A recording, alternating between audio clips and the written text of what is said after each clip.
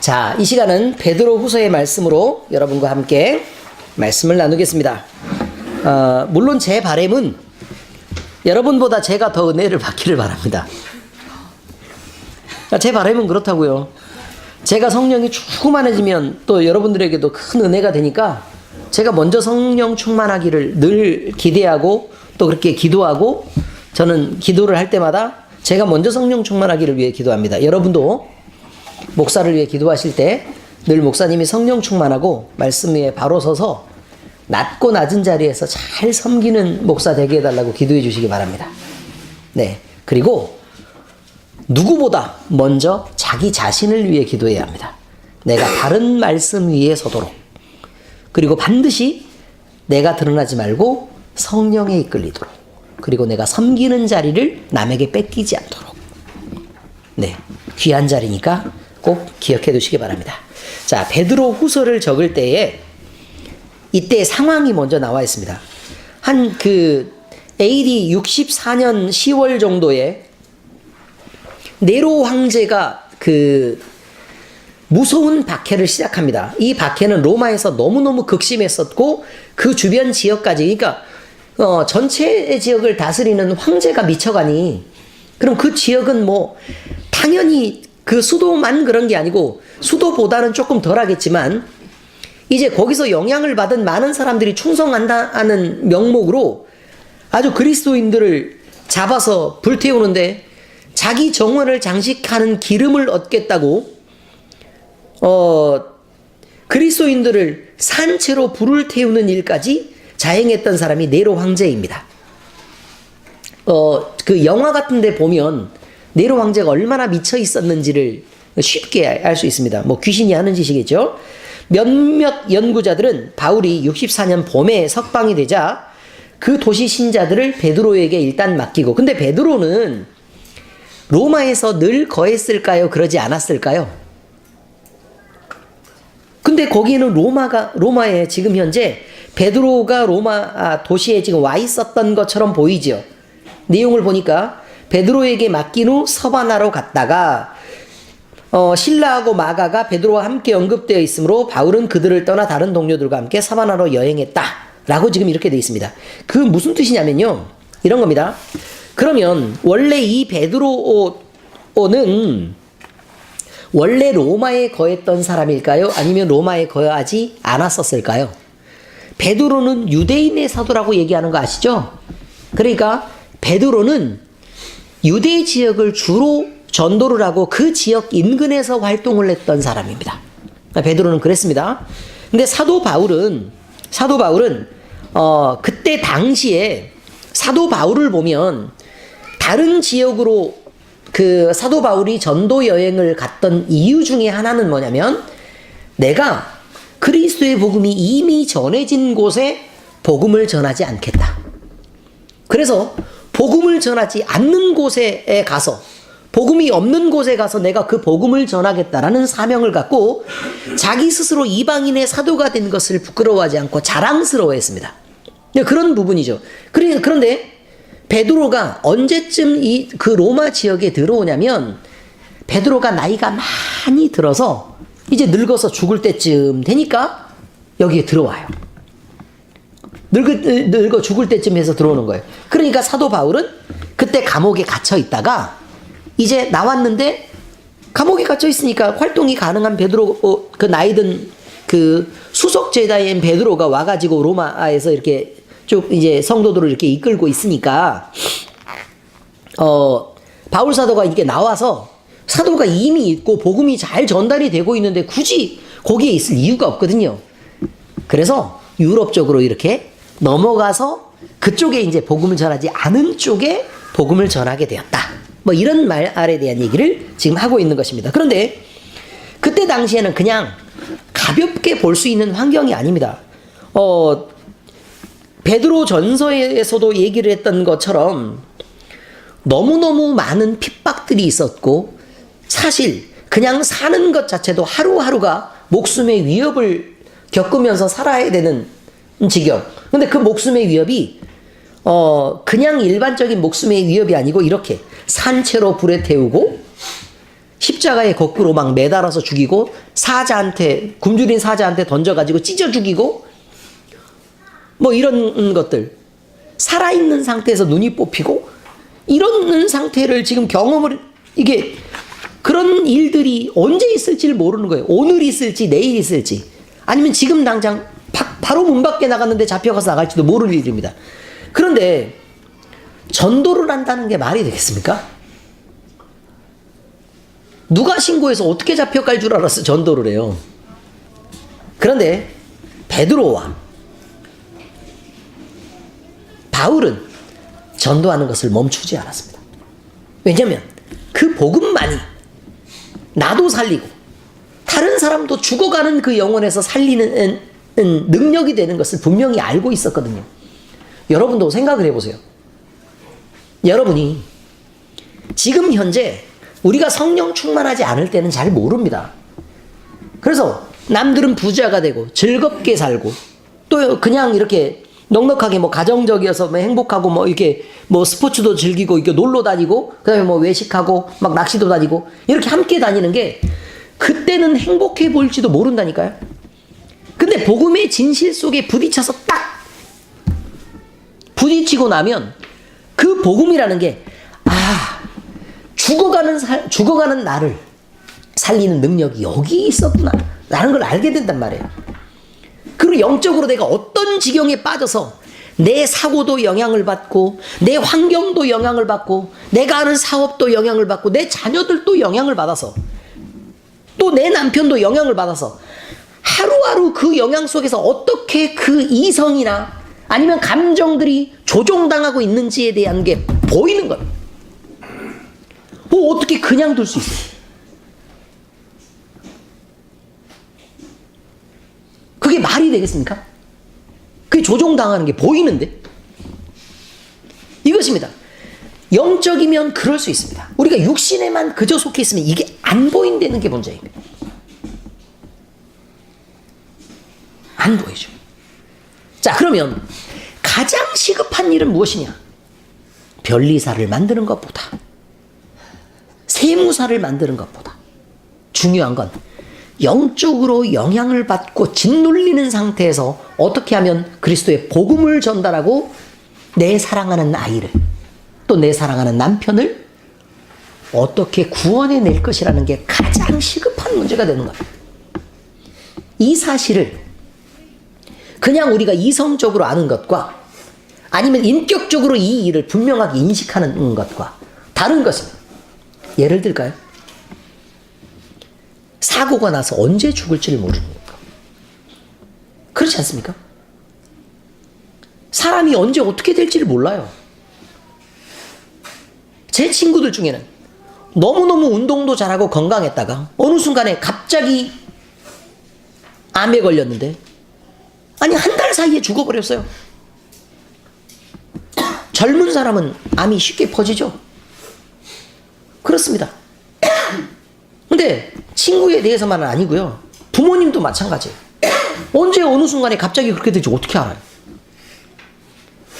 여러분의 자녀라고 늘 안심이 되는 것처럼 보이십니까?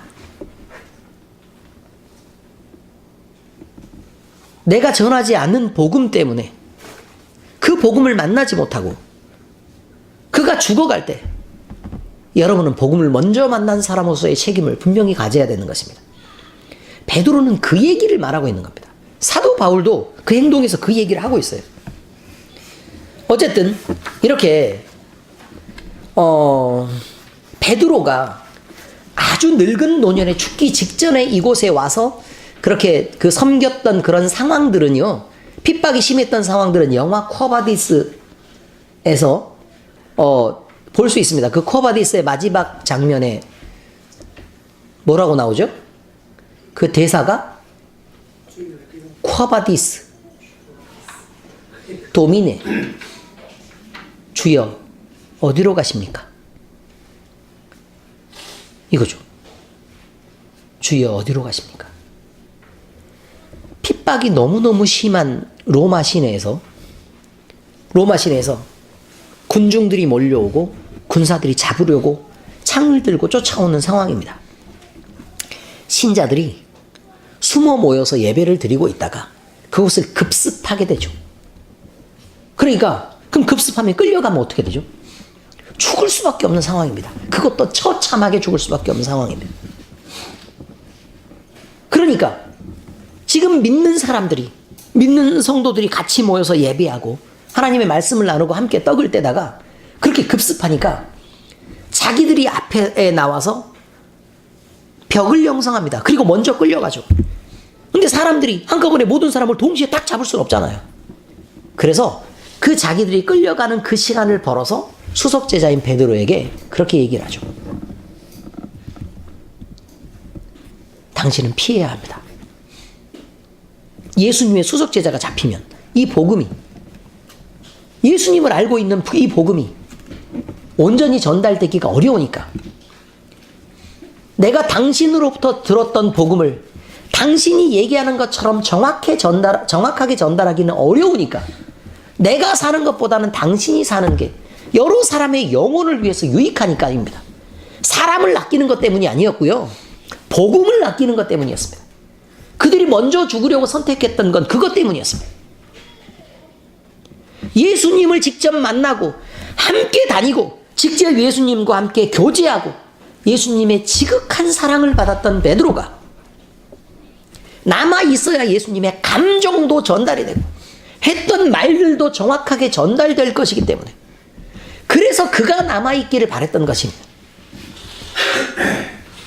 나는 이제 천국이 있으니까 죽어도 괜찮다. 내가 지금까지 죄의 종이 되었고 그 안에 머물러 살던 살아있어도 죽은 것과 똑같은 그런 인생을 살고 있었던 내가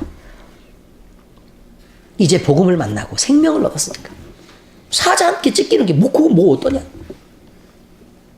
그렇지만 당신은 살아야 한다. 뭐 때문에요? 그렇죠. 복음 때문이었습니다. 베드로는 눈물을 흘리면서 그곳을 돌아섭니다. 가슴을 부여잡죠. 언덕 위로 올라서서 로마의 시내를 바라보는 베드로가 있습니다. 그리고 그가 돌아서서 로마 시내를 벗어나려고 할 때 십자가를 맨 누군가가 쭉 저쪽에서 걸어옵니다. 그래서 근데 베드로가 이렇게 보니까 당장 예수님인 것을 알겠는 거예요. 그래서 묻죠. 코바디스, 토미, 주님, 지금 어디로 가십니까? 예수님의 대답은 뭐라고요? 나는 네가 버리고 떠나는 저들을 그들과 함께 죽으러 간다.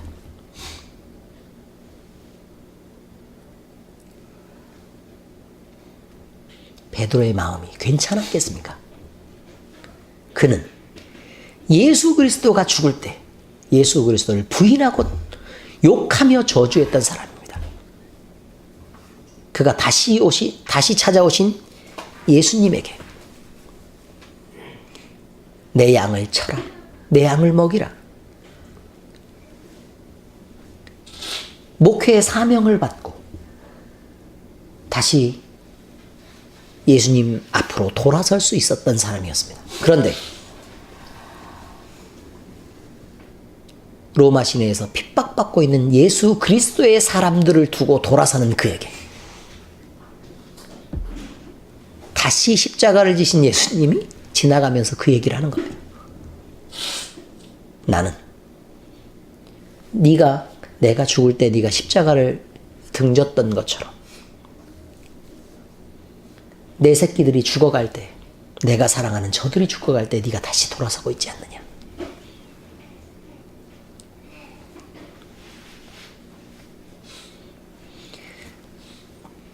쉬운 감정이 아닐 것입니다.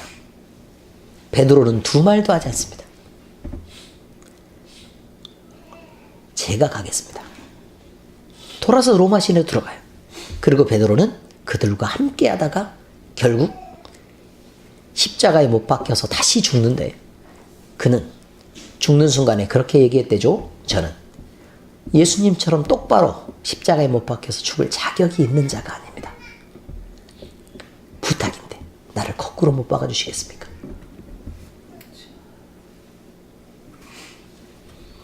이것이 베드로가 가진 신앙입니다. 그런데 가톨릭은 이것을 왜곡하고 있습니다. 베드로가 로마의 교회를 설립하고 교황으로 25년간 섬겼답니다. 말이 됩니까? 죽기 직전에 들어와서 교회를 세울 만한 배경이 없었습니다. 여기에서 만들어진 교회는 사도 바울이 세운 교회입니다. 사도 바울이 감옥에서 활동하기 어려워지자 베드로가 거기에 로마에 들어가니까 수석제자인 베드로가 얼마나 반가웠겠습니까? 믿는 사람들은 그렇지 않습니까? 얼굴도 보고 싶고 예수님을 막 너무너무 사랑하고 막 복음에 의해서 막 이렇게 간절한데 베드로가 여기 와줬으니 얼마나 좋아요. 그러니까 함께 섬기고 사랑했던 것입니다. 그걸 갖다 놓고 25년간 이걸 섬겼다. 아무 근거도 없습니다. 그냥 그들이 만들어지는 거짓말입니다. 어쨌든 이런 배경들이 있다는 것을 알아두시기 바랍니다. 베드로 전서는 은혜를 얘기하고 있습니다. 너희가 은혜로 구원을 받았다. 베드로후서는 지식으로 요약됩니다. 지식으로 요약됩니다. 그럼 이 지식이 뭐냐라는 것을 여러분들이 이제 들을 필요가 있습니다.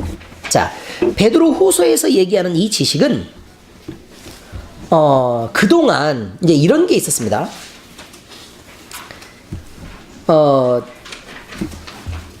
베드로가 보니까 베드로 전서에 대한 편지를 썼잖아요. 베드로 전서에 대한 편지를 썼는데 근데 보니까 이런 게 있는 거죠. 말씀이 그 안에 부족한 거예요. 말씀이 부족한 거예요. 왜냐하면 그때 당시에는 성경이 있었던 시대가 아니잖아요.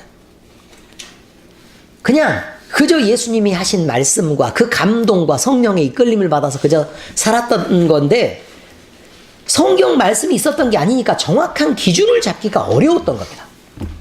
기준을 잡기 어려웠어요.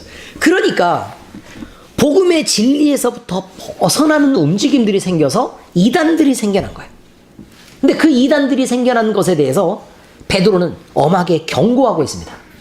근데 이단들이 가지는 몇 개의 특징이 있고 이 특징은 정상적인 복음과는 구분되는 어떤 특징들을 갖고 있었는데 그 부분에 대한 얘기를 베드로후서에서 얘기를 하고 싶어 하는 겁니다. 그러므로 믿는 사람들은요, 교인들은, 성도들은 그냥 열심을 내서 교회를 다니는 것도 중요하지만 지식을 갖는 게 정말 중요하다라고 베드로후서에서 강조하고 있는 겁니다. 모르면 어떻게 하나님을 알고 모르는데 어떻게 누구를 섬기냐는 거예요. 예배를 드리면서 누군 줄 알고 섬겨요? 하나님이. 아니면 누군 줄 알고 믿는다는 겁니까? 오늘 처음 만난 남자에게 난 자기 믿어. 그럼 되겠습니까? 그럴 수 있어요? 감정적으로 뜨겁고 그럼 믿을 만한 사람인가요? 그건 아니잖아요. 그 사람에 대해서 알아야 믿음이 있는 겁니다. 베드로후서에는 그 얘기를 말하고 있습니다. 자, 그래서 베드로후서 1장에 처음으로 지적하고 있는 것이 뭐냐면 지식의 은사입니다. 구원은 믿음을 통해서 예수 그리스도를 아는 자리에 이르는 인격적인 체험입니다.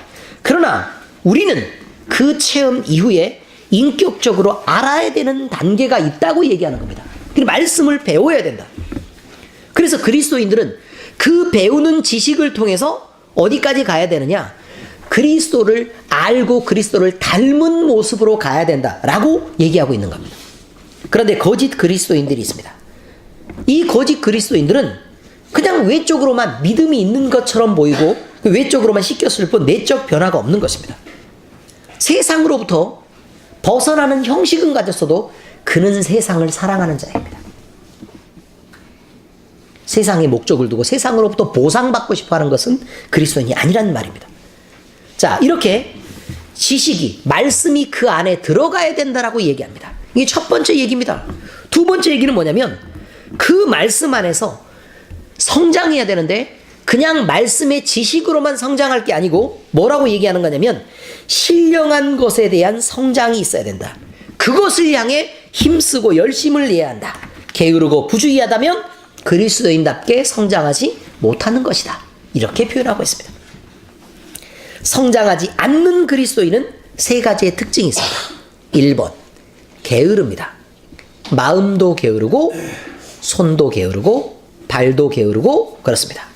그런데 꼭 게으른 사람에게 나타나는 한 가지의 특징이 있는데 말이 빠릅니다. 주의하셔야 합니다. 둘째, 성장하지 않는 그리스도인은 열매가 없습니다. 그런데 열매가 없는 사람이 남을 지적질을 잘합니다. 성장하지 않는 그리스도인의 두 번째 특징입니다. 세 번째, 성장하지 않는 그리스도인은 영적인 통찰력이 없습니다. 영적인 통찰력이 있다는 건 하나님을 안다는 얘기겠죠. 그럼 하나님께 비추어 자기 자신을 보는 사람은 늘 겸손하기 마련입니다. 영적 통찰력이 없다는 것에 대한 대표적인 한 가지는 교만한 것으로 나타납니다. 남들 위에 서려고 하고 자기의 주장을 밝히는 쪽으로 서려고 합니다. 성장하지 않는 그리스도인은 이런 세 가지 특징이 있습니다. 게으르고 열매가 없고 영적인 통찰력이 없습니다. 반드시 반복해서 들으시기 바랍니다. 베드로는 신자들은 몇 가지의 신령한 특징을 갖고 있다. 그리고 이것이 단계가 있다라고 말하는데 그것이 오늘의 말씀입니다. 믿음 위에 덕을 세워야 한다. 믿는다고 하면서도 덕스러움이 없어요. 그러면 그 믿음이 믿음인 것을 증명해내지 못한다고 얘기하는 것입니다. 그 다음에 덕 위에 지식. 그냥 덕은 쌓는데 그냥 아무 근거도 없이 하지 말고 부탁인데 그 위에 말씀을 가져야 한다라고 얘기하고 있습니다. 근데 말씀 이전에 뭐를 해야 된다고요? 그 사람은 따뜻해야 된다고요. 아시겠어요? 네. 자, 그 다음에 믿음 위에 뭐를 해야 된다고요? 덕이란 무슨 뜻이라고요? 따뜻한 사람이어야 한다 그 말입니다. 따뜻한 사람이어야 한다. 따뜻한 사람은 그 위에 무엇을 가져야 한다? 말씀을 가져야 한다 그 말이에요. 말씀이 있는 사람들은 이것저것 설치고 좀 다니지 말고 절제해야 된다고 얘기합니다. 절제해야 된다. 말도 행동도 절제해야 된다. 그래서 절제하는 사람은 소망을 갖고 많이 참아내야 합니다. 인내해야 합니다. 이것은 누구에 대한 소망 때문이냐면 우리의 영혼에 대한 소망과 예수 그리스도를 만날 날에 대한 소망 때문입니다. 예수 그리스도의 재림과 부활과 우리의 구원이 온전히 이루어지는 그때를 위해 인내해야 한다라고 얘기하고 있습니다. 참을 일이 참 많이 있습니다. 그 다음에 인내하는 사람은 그 위에 경건을 더해야 합니다. 그냥 참고 버티라고가 아니고 하나님의 거룩함으로 인내하고 있을 때 하나님의 거룩함을 입으란 얘기입니다. 그래서 뜨겁고 감정적으로 또는 영적인 느낌에서 그 감동에서 살아있어야 합니다. 멋있죠? 여기까지만 가도. 그죠? 근데 그보다 더 높은 단계가 바로 뭐냐면 경건의 형제 우애를. 그러니까 우애가 얼마나 어려우면 믿음의 덕을, 덕 위에 지식을, 지식 위에 절제를, 절제의 인내를, 인내의 경건을. 그래서 그 홀리한 상태가 되었는데 그 위에다가 형제 우애를 이라고 얘기합니다. 쉽습니까? 어렵습니까? 어려운 거란 얘기입니다. 믿는다고 하는 그 많은 사람들이, 경건하다고 말하는 그 많은 사람들이 형제의 우애를 못한다는 얘기입니다. 안 됩니다. 그 다음에 형제의 우애를 해도 그 위에 사랑을 더하라. 사랑이 가장 고급한 경지라는 것을 말하고 있습니다. 아시겠습니까? 이런 사람이 바로 경건에서부터 출발하는 바른 예배를 드립니다. 그러니까 결국 이걸 하라고 얘기하는 것은 무엇을 위한 조건이냐면요, 예배를 위한 조건인 거예요. 우애하지 못하면 예배가 영향을 받습니까? 못 받습니까? 받죠. 사랑이 풍부하지 않으면 예배가 영향 받죠? 못 받죠? 영향을 받습니다. 하나님께 예배하러 오는 너희들은 이런 모습이어야 된다 라고 얘기하고 있는 겁니다. 왜요? 예배 드리기 위해서요. 예배 드리기 위해서. 예배가 그렇게 중요하다 그 말입니다. 자, 다음입니다. 그러면 그 지식에는 뿌리가 있는데 뿌리는 하나님의 참된 말씀이다. 이렇게 표현하고 있고요. 성경은 사사로이 풀어서는 안 된다라고 얘기를 하고 있는데 이 사사로이란 성경을 한 부분만 뽑아서 푸는 건 안 됩니다. 그 다음에 자기 의견에만 옳은 대로 이것도 안 됩니다. 사사로이는 그 두 가지를 표현하고 있습니다. 단독적으로 해석해서는 안 되고 부분적으로 해석해서는 안 된다라는 말을 사사로이 풀어서는 안 된다라는 표현으로 쓰고 있습니다. 자, 그런데 이렇게 성경을 해석하고 성도들은 이런 모습으로 서야 하는데 그런데 거짓 교훈들이 나돌고 있다. 이 거짓 선생이라고 부르고 있는 거짓 선생들은 진리를 알면서도 고의적으로 거짓말을 가르치며 그의 동료들로부터 재정적인 이득을 얻으려 하여 자신을 선전하는 자들이다. 그런 마음대로 범죄하면서도 살 수 있는 자들인데 이들은 속임수를 써서 자기들의 생각을 짜맞추기 위하여 하나님의 말씀을 왜곡하고 있다. 라고 표현하고 있는데 베드로가 거짓 선생들이 궁극적으로는 결박될 것이다. 라는 점을 분명히 결론하고 있습니다. 그런데 이 결론이 어떤 사람들에게 나타나느냐? 거짓 선생들에게 나타나는데 거짓 선생들은 몇 가지의 특징이 있다고 또 얘기합니다. 거짓 선생들은 교회의 회원인 것처럼 들어옵니다. 그리고 교회의 회원으로 활동합니다. 그런데 참 교인이 아닌 거겠죠. 위선의 탈을 쓰고 은밀히 일합니다. 한마디로 마음과 행동이 일치하지 않는다 그 말을 이렇게 표현하고 있습니다. 그러니까 숨어가지고 뭐 나쁜 짓을 하고 이런 거라기보다는 내 마음에 있는 것과 내 행동에 나오는 게 일치하지 않는다면 우리는 거짓 선생이 될 수 있습니다. 주의하셔야 합니다. 그러니까 나는 못하는 걸 남한테 시키는 건 거짓이죠. 그렇지 않습니까? 네. 그런 것들도 있다는 것을 꼭 아셔야 합니다. 반드시 이단에 대한 얘기를 말하고 있는 게 아니고 우리가 잘못된 선생일 수 있다라고 얘기하는 겁니다. 이들은 참된 교훈과 나란히 거짓 교훈을 들여오는데 나중에는 자기의 말로 대체하는 일들이 빈번하게 일어나고 있습니다. 그들은 삶은 자기들의 입으로 가르치고 가르친 바대로 자기의 삶을 살지 않는다는 특징이 있습니다. 자, 이런 자들을 이단이라고 얘기하고 양의 옷을 입은 노략질하는 일이다. 또는 거짓 사도요 속이는 일꾼이다. 라고 얘기한다는 것을 여러분들이 알아두시기 바랍니다. 자, 거짓 선생들은 사람들이 보기에는 매력이 있는 거예요. 사람들이 보기엔 매력이 있어요. 부자 된다 그러면 좋지 않겠습니까? 그렇지 않습니까? 예수 믿으면 고난이 다 사라지고 귀신은 무조건 떠날 거다 라고 얘기하면 얼마나 좋겠습니까? 거짓이에요. 우리가 대적해야 돼요. 그 만만하게 끝나는 일이 아닙니다. 열심을 내야 합니다. 열심을 내서 주를 섬겨야 합니다. 그냥 주일날 예배만 다 드리고 가도 하나님은 교회에 나왔기 때문에 헌금 많이 하면 은혜를 주실 거다. 무슨 십자군 전쟁 나가요? 그거 아닙니다. 교회의 장로가 되면 부자가 되고 복 받더라. 많이 있습니다. 그래서 교회에요 이런 말들이 있어요. 교회의 장로가 돼서 3년 안에 부자가 되지 못하면 그 사람은 믿음이 잘못된 거다. 이런 개소리를 하는 사람들이 있습니다. 오죽했으면 목사가 이런 얘기를 하겠습니까?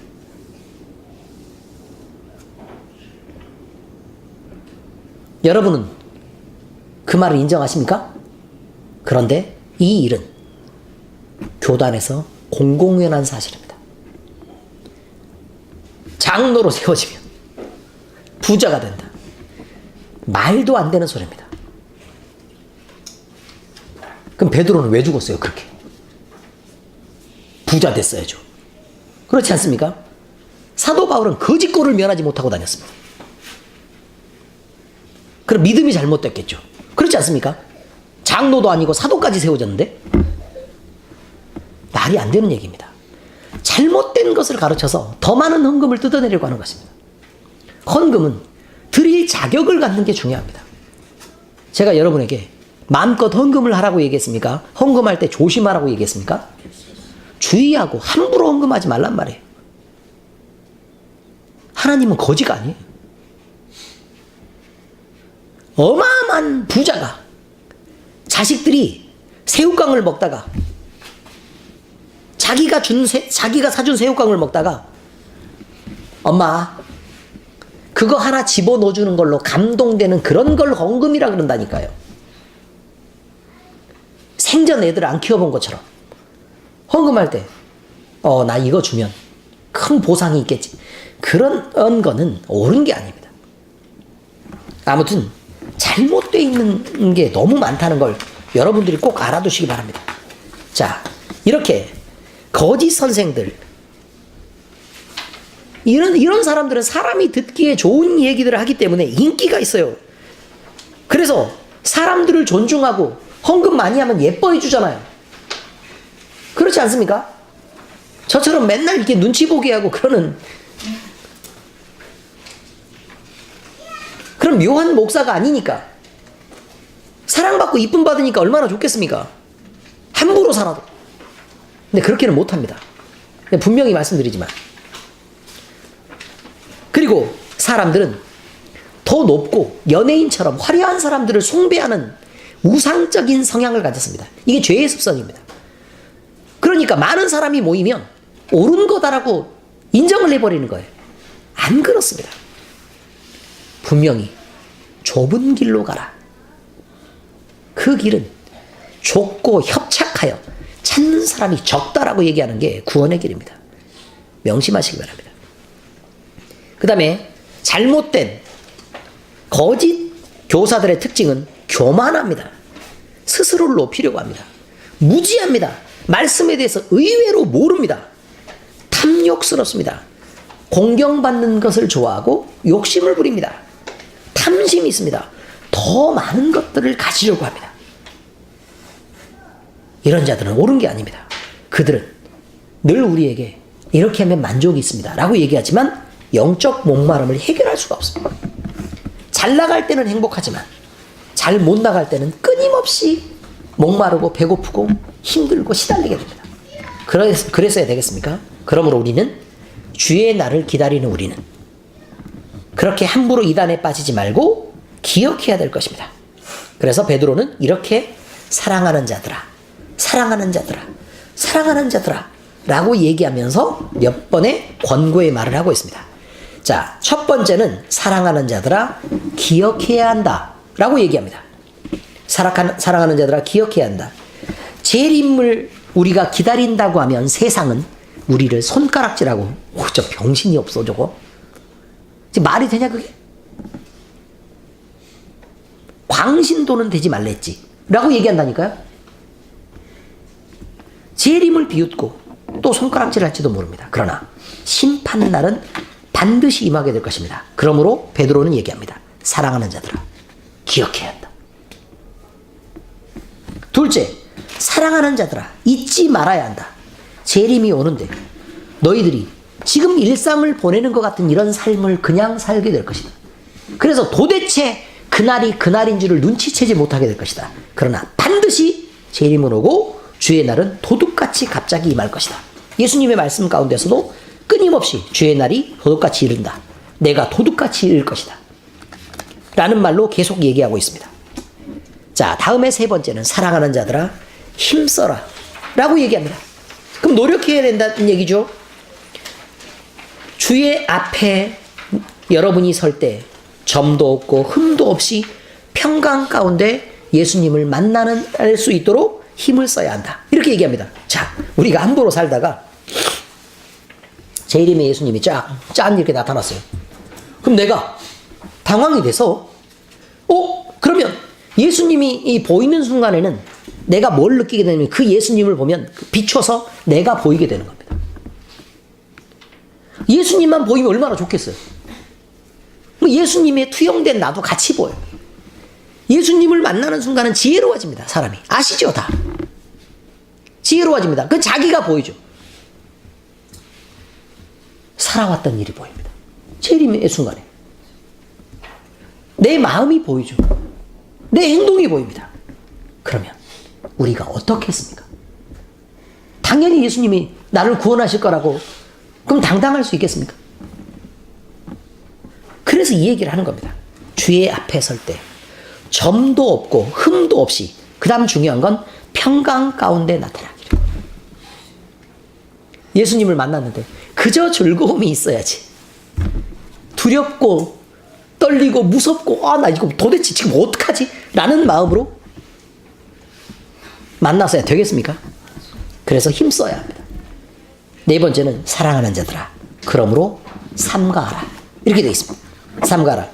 성경을 억지로 풀어서 무법한 자들의 미혹에 이끌리지 않도록 삼가해야 됩니다. 하나님이 2000년을 기다려왔습니다. 금방 재림이 올 것처럼 보이지만 재림이 오지 않았습니다. 근데 성경에서는 뭐라고 얘기를 하는 거냐면 지금 재림을 딱 올 수도 있는데 하나님은 그 시기를 조금은 늦추실 거다. 이렇게 얘기합니다. 늦추실 거다. 이유는요. 한 명이라도 더 구원받게 하려고. 한 명이라도 더 구원받게 하려고. 이미 왔어야 되는 재림입니다. 하나님이 잠깐 참고 있습니다. 그런데 이미 왔어야 되는 재림이기 때문에 오래 참지 못합니다. 기억하셔야 합니다. 이 재림이 지금일지 오늘일지 내일일지 여러분의 평생의 마지막 날이 될지 또는 여러분이 죽고 400년 후가 될지도 모를 일입니다. 반드시 재림이 옵니다. 베드로의 전서는 은혜를 말했습니다. 베드로후서는 뭐라고요? 지식을 얘기하고 있습니다. 이 지식은 은혜와 지식에서 자라가고 그렇게 우리를 권면함으로 두 책이 종합됩니다. 단순한 성경 지식이 아니며 성경을 통해서 얻는 그리스도에 대한 지적이고 영적인 지식을 말합니다. 우리는 그를 더 잘 아는 자리에 이르러야 하고 그 자리에 이르도록 열심히 노력해야 합니다. 그리고 은혜를 구해야 합니다. 은혜 아래서 성장하지 못하는 경우는 성도로서 온전히 건강하게 성장하기가 어렵습니다. 그러므로 우리는 생활 역시 진리를 따라서 실천하며 하나님의 은혜 가운데 늘 거할 수 있도록 균형 잡힌 신앙을 잘 갖도록 노력해야 합니다. 여기에 균형 잡힌 신앙이란 지식으로만 육신으로만 균형 잡힌 신앙을 말하고 있는 게 아니고 영적이며 실천적이며 또 마음에도 뜨거운 감동이 있고 또 머릿속에는 지식으로 충만한 그런 균형 잡힌 것을 얘기하고 있습니다. 그리고 여러분은 여러분이 가진 즐거움과 여러분이 가진 고난 또 그 고난을 인내하고 그 안에서 성장하는 것까지가 균형 잡힌 신앙이라는 걸 잊으시면 안 됩니다. 기도하시겠습니다. 하나님 아버지, 우리는 오늘 베드로후서의 말씀을 통해 고난 중에서라도 다시 오실 주님을 볼 수 있는 신앙을 허락하심에 감사를 드립니다. 이 믿음을 들은 우리가 부활과 재림으로 단단해진 이 믿음 위에 굳게 서서 어떠한 고난 중에서라도 신앙 안에 바로 서 있게 하시고 우리가 믿을 때에 진리의 말씀 위에 굳게 서서 악한 영들과 거짓 복음에 이끌리는 이단 신앙을 능력으로 대적하고 우리의 삶의 모습이 다시 오실 그리스도를 준비하는 믿음의 터 위에 늘 바르도록 우리 모두를 지켜주시옵소서. 또한 우리가 받은 복음의 말씀이 우리 안에서 더욱 자라나게 하시고 이 성장을 통해 이 생명을 느끼게 하시며 이 생명의 복음을 세상에 전할 담대함도 허락해 주시고 우리가 복음을 전할 때 성령으로 함께하는 능력도 함께 허락하여 주시옵소서. 우리를 사랑하시고 구원하여 주시며 다시 오실 우리 주 예수 그리스도의 이름으로 기도합니다. 아멘.